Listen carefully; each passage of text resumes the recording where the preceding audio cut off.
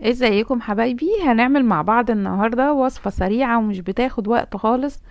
وتنفع حلوة قوي للدايت وغنية بالفيتامينز والمعادن. يلا نشوف الطريقة مع بعض ونشوف المكونات.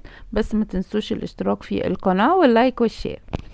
عندي هنا حوالي كوباية الا ربع من العدس اللي هو بجبة وبكون سلقاه مستوي.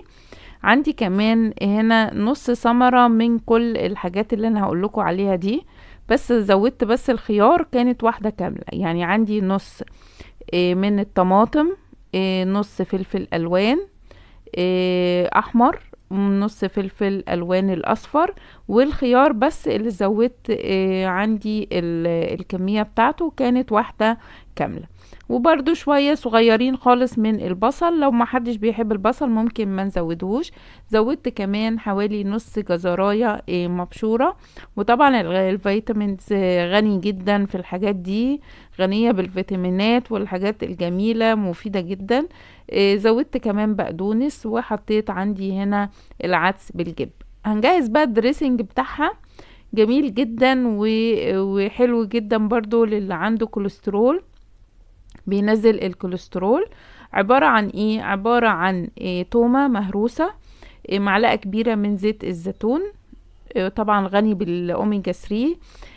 كمان معلقة كبيرة من خل التفاح، وخل التفاح ده السحر بجد، جميل جدا وبينزل دهون البطن. كمان ضفت هنا معلقة صغيرة من او نص معلقة يعني من الملح، طبعا الملح ده زي ما انتوا هتحبوا. ضفت كمان عصير ليمونة، والليمون برضو غني بالفيتامين سي. وكمان ربع معلقة صغيرة من بذور الكتان، وبذور الكتان برضو فيها معادن وحاجات كتيرة جدا، هنزلها لكم برضو على الصفحة.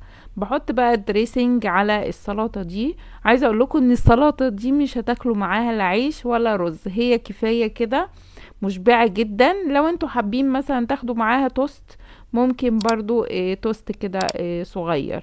لو عجبكم بقى الفيديو ما تنسوش الاشتراك في القناة واللايك والشير، وياريت تشرفوني على